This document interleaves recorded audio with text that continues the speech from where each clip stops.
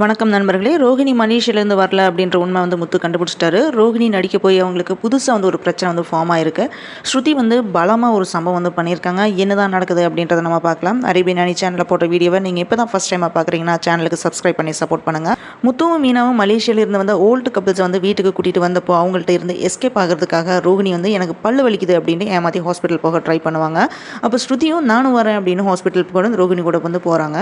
அப்போ முத்துவும் மீனாவும் பேசிகிட்டு இருக்காங்க. ரோஹிணி பண்ணுற வேலையை பார்த்தா டவுட்டாக இருக்குது அப்படின்ட்டு முத்து திங்க் பண்ணிட்டு இருக்காரு. ஸோ அப்போ கண்டிப்பாக அந்த பார்லர் அம்மா மலேசியாவிலிருந்து வரல, ஏதோ பெருசாக ஏமாற்றிட்டு இருக்காங்க, சீக்கிரமாக அதை கண்டுபிடிக்கணும் அப்படின்னு முத்து சொல்லிட்டு இருக்கான்.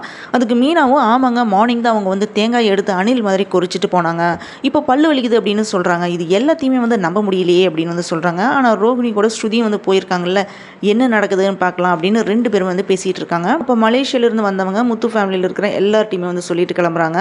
அப்போ மனோஜும் வராப்புல. அப்போ அவங்கள பார்த்த உடனே மலேசியாக்காரங்க இவர் தான் மலேசியா மாப்பிள்ளையா அப்படின்னு விஜயாட்ட கேட்குறாங்க. அப்போ விஜயா சந்தோஷப்படுறாங்க.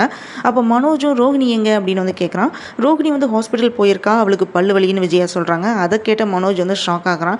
எங்கிட்ட கூட சொல்லலையே அப்படின்னு கேட்டுட்டு இருக்கான். அதுக்கப்புறம் மலேசியாக்காரங்க அங்கேருந்து கிளம்பி போயிடுறாங்க. அங்கே ரோஹிணி ஹாஸ்பிட்டலில் கூட இருக்கிற ஸ்ருதியை வீட்டுக்கு போக சொல்கிறான். ஆனால் ஸ்ருதி உங்கள் கூடவே இருக்கேன் அப்படின்னு சொல்லிடுறாங்க.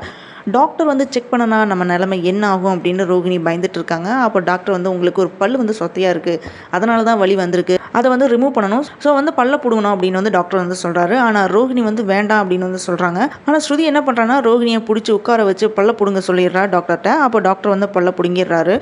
பல்லு பிடுங்கினதுக்கப்புறம் ரோஹிணி வீட்டுக்கு வராங்க. அப்போ ஸ்ருதி ஐஸ்கிரீம் வாங்கிட்டு எல்லாருக்குமே கொடுக்குறாங்க. அப்போ விஜய் என்ன சொல்கிறாங்கன்னா, இன்னும் கொஞ்சம் நேரத்துக்கு முன்னாடி நீ வந்திருந்தீங்கன்னா உங்கள் ஊருக்காரங்க கிட்ட ஏதாவது பேசிகிட்டு இருந்திருக்கலாம் அப்படின்னு சொல்கிறாங்க. இவங்க கிட்ட பேசாமல் இருக்கிறதுக்காக வேண்டி தானே நான் போனேன் அப்படின்ட்டு ரோஹிணி மனசுக்குள்ள நினச்சிட்டு இருக்காங்க. அப்போ முத்து மீனாட்ட ரோஹிணியை பற்றி எல்லா உண்மையும் நம்ம சீக்கிரமாக கண்டுபிடிக்கணும் அப்படின்னு சொல்லிட்டு இருக்கான். அங்கே ரவி என்ன பண்ணிட்டு இருக்கான்னா ரெஸ்டாரண்டோட பாஸ் பொண்ணோட மீட்டிங்கில் இருக்கான். அப்போ ஸ்ருதி ஃபோன் பண்ணிகிட்டே இருக்கா. ஆனால் ரவி ஃபோன் எடுக்காமல் இருக்கான். இதனால ஸ்ருதி செம்மையாக கோவப்படுறா.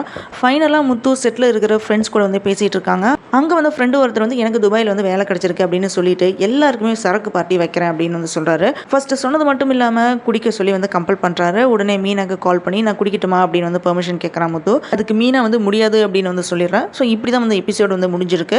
மீனா குடிக்க வேணாம் சொல்லியும் முத்து ட்ரிங்க்ஸ் அடிச்சுட்டு தான் வீட்டுக்கு வருவாரா, இல்லை மீனா நோ சொன்னனால குடிக்க மாட்டாரா அப்படின்றத நம்ம பார்க்கலாம். இந்த வீடியோ பிடிச்சிருந்தனா லைக் பண்ணுங்கள், ஷேர் பண்ணுங்கள். அரேபியன் அணி சேனலுக்கு சப்ஸ்கிரைப் பண்ணி சப்போர்ட் பண்ணுங்கள்.